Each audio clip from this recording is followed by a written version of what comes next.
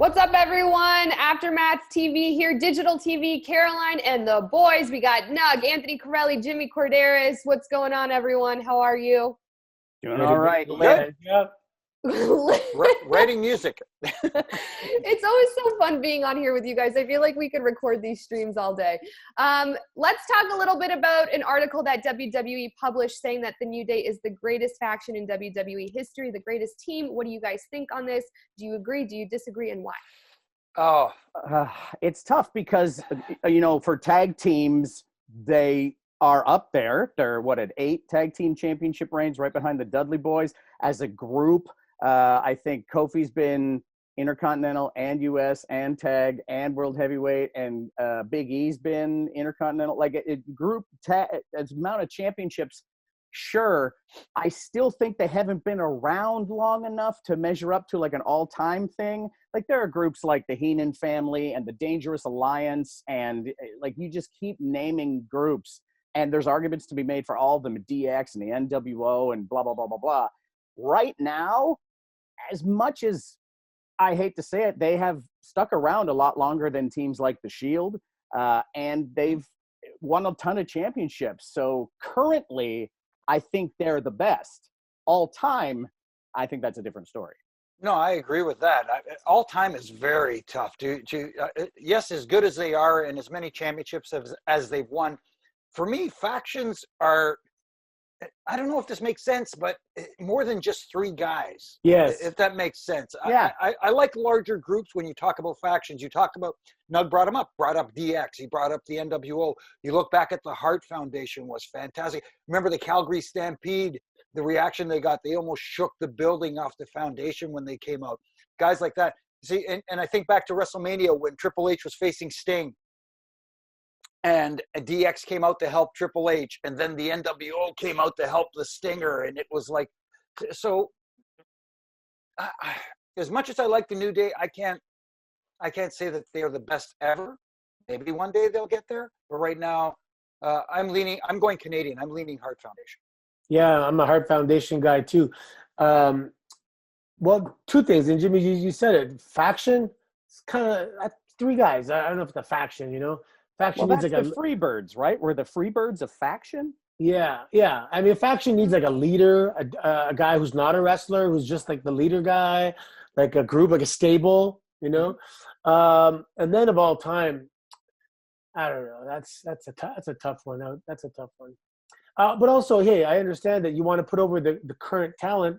If you're going to have a list of old talent, and anytime if you say of all time and don't include your current talent, you're kind of diminishing the perception of your current talent. And we talk about that a lot, how they keep bringing back legends to the detriment of what they're trying to do with their new talent. And that's Nug's favorite thing. And it's such a everything else is tied for first. It's such a reach to say that you're really opening up the doors for a lot of people to kind of counter that and say no. And that's, if I'm the New Day and I go, hey, wow, check out this article. WWE says we're the great, and then you read all the responses of like, nope. And that's good. That's not very nice to read that either. Because I'm sure there's going to be tons of people that disagree with that. It's different if the disagreement is done in a respectful way, because with all due respect to the New Day, I don't agree with the article. I think maybe, like you said, currently they're the best team out there, but all time, that's a tough call. Also because it's, I think they have been successful, but they're also comedic. And they're, like, for example, the Hart Foundation. There were comedic elements, but they were the Hart Foundation. You got beat, Mm-hmm. And I just think we're putting the horse before the carriage here a little bit. Comedy's great, but it can't be your driving force. No, and that's what I always liked about the Heenan family was every guy in the Heenan family was mean and nasty and got the job done, and the comedy was handled by Bobby Heenan. Yes. Well, extremely the best. Well. Anytime, and I, if anyone ever says, "Oh, you're the funniest to me in history," I'm like, "Nope, Bobby Heenan, but he is number 1, numero uno." Anthony, I like the horse before the carriage reference. I'm going to start using that. I've never heard that one before. Yeah, I know, it's pretty lit.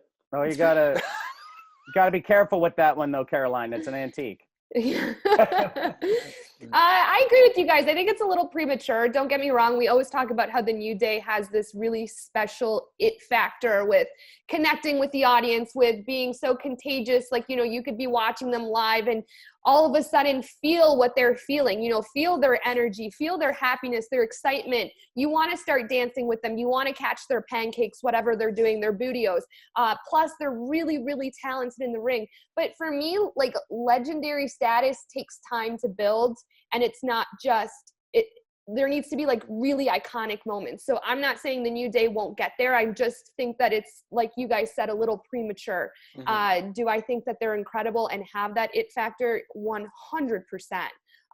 But, you know, maybe if we had this conversation in 10, 15 years, we'd be saying something a little different. But I think that it's just a little premature, in my opinion. They're young. They're still so young. Yeah. And I love that we've gotten this far in the conversation, and I'm going to bring up the Four Horsemen for the first time. Oh my goodness. There are so many groups and factions. And don't forget, I will also make a list of dud factions that went nowhere, like the Un-Americans or X Factor.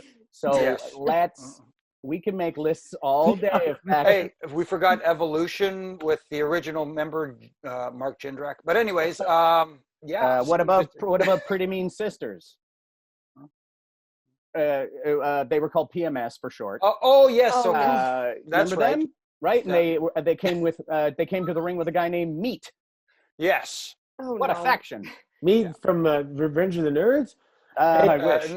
I had a faction. I had a better faction off. at the time, and we were called the Apple, and we went against the Core. Oh, that's right.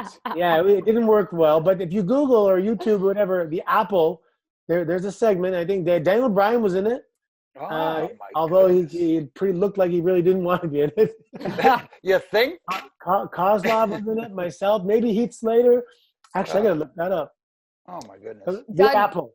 The dud faction might be my new favorite nug term that I've heard yet. So list of dud factions. Let's make it happen, internet. Yeah. I'm in the dud factions. If you smell what the ref is cooking. Oh my goodness. Everyone, let us know what your thoughts are too. You know, let us know using the hashtag AskAftermath. We love talking with you. Join us every single Friday on Sportsnet, YouTube, and Facebook to talk live with us. And we can't wait to hear what you think. So we're still on digital, and I still can't talk. So would you look at that? Some things never change.